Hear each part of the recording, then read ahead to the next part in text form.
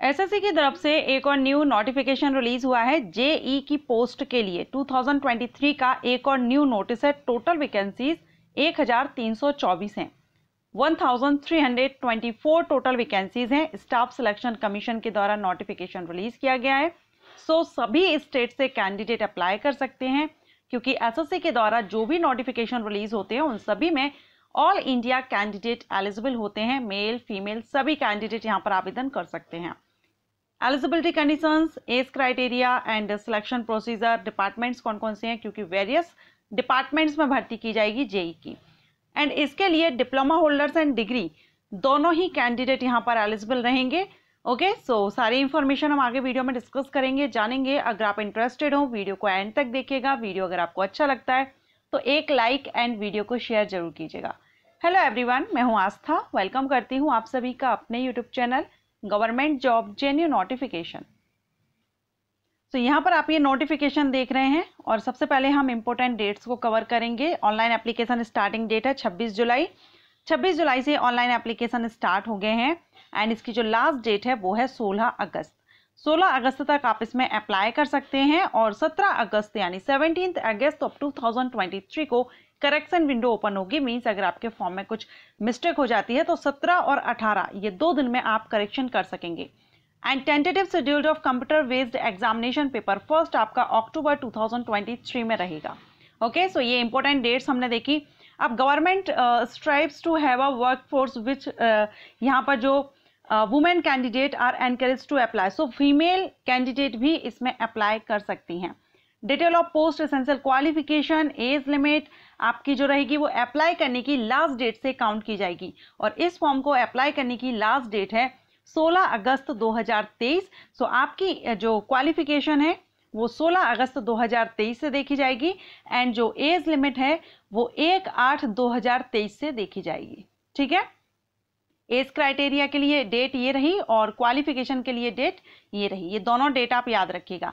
Post तो यहाँ पर आप डिपार्टमेंट्स देख लीजिए, ऑर्गेनाइजेशन देख लीजिए। पोस्ट तो जूनियर इंजीनियर की ही है, लेकिन जो डिसिप्लिन आपने जिससे भी किया है उस फील्ड में आपकी पोस्टिंग है। जैसे कि जेईसी तो डिग्री इन सिविल इंजीनियरिंग में आपने किया हो या 3 ईयर का डिप्लोमा अगर आपने सिविल इंजीनियरिंग में किया है एंड 2 ईयर का एक्सपीरियंस, वो यहाँ पर अप्लाई करेंगे। और जो ऑर्गेनाइजेशन है वो है BRO, बॉर्डर और road organisation. Upper age limit 30 year है सभी के लिए। ठीक है, so junior engineer electrical and mechanical के लिए वैकेंसी है। डिप्लोमा एंड डिग्री होल्डर सभी अप्लाई कर सकते हैं। एंड सेंट्रल पब्लिक डिपार्टमेंट जो CPWD है उनके लिए JEC एंड JEE में सिविल इंजीनियरिंग और इलेक्ट्रिकल मैकेनिकल के लिए है। ओके, सो यहाँ आप देख लीजिएगा civil engineering and mechanical electrical के लिए सेंट्रल वाटर कमीशन में है, सेंट्रल पब्लिक वर्क डिपार्टमेंट्स में है, डिपार्टमेंट्स ऑफ वाटर रिसोर्सेज, ये सारे डिपार्टमेंट्स दिए गए हैं। मिलिट्री इंजीनियर सर्विसेज जो MES, जिसमें कि अभी और भी वैकेंसीज आने को हैं, इसमें अभी जूनियर इंजीनियर की SSC के द्वारा, क्योंकि आपने देखा था उसमें वैकेंसीज के बारे में बताया भी गया था कि जो वैकेंसीज SSC या UPSC के द्वारा फिल की जानी है उनके नोटिस जल्दी जारी किए जाएं और उसके बाद जो पोस्ट अदर पोस्ट रहेंगी वो MES के द्वारा जो नोटिफिकेशन है वो रिलीज किया जाएगा, जिसमें कि 10th 12th graduate candidate apply कर सकेंगे।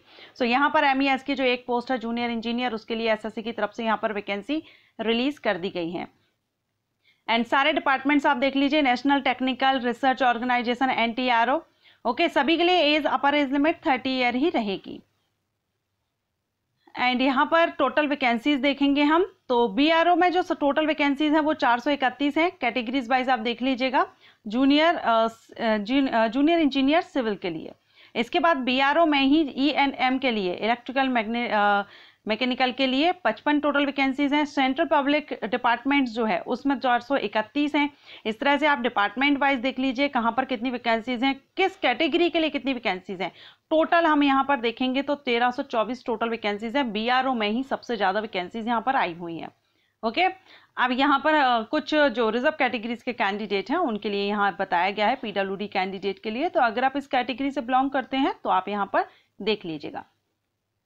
अब जो जूनियर इंजीनियर की पोस्ट बीआरओ में रहेगी तब उसके लिए physical efficiency test and physical and medical standard test ये जूनियर इंजीनियर इन बीआरओ के लिए रहेगी, जो कि आगे आप नोटिफिकेशन में देखेंगे तो आपको दिया जाएगा, लेकिन बीआरओ के लिए, ठीक है।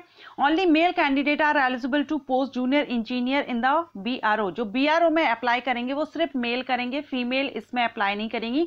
अदर डिपार्टमेंट्स के लिए, अदर ऑर्गेनाइजेशन के लिए फीमेल भी एलिजिबल है, लेकिन बीआरओ के लिए सिर्फ मेल रहेंगे। एंड बीआरओ में आपका फिजिकल रिक्वायरमेंट भी रखा गया है। इंडियन सिटीजन इसमें आवेदन कर सकते हैं। एज क्राइटेरिया यहाँ पर तो अपर एज लिमिट हमने देख ही ली है, डेट भी हमने देख ली है। 1 अगस्त से आपकी एज काउंट की जाएगी, बर्थ डेट यहाँ पर दी गई है, आप इसमें देख सकते हैं। रिजर्व कैटेगरीज के कैंडिडेट को रिलैक्सेशन दिया गया है, SC ST OBC PWD ex serviceman, so यहाँ पर डिफेंस से भी दिया गया है। तो आप जिस भी कैटेगरी से उस हिसाब से आप इसको देख लीजिएगा।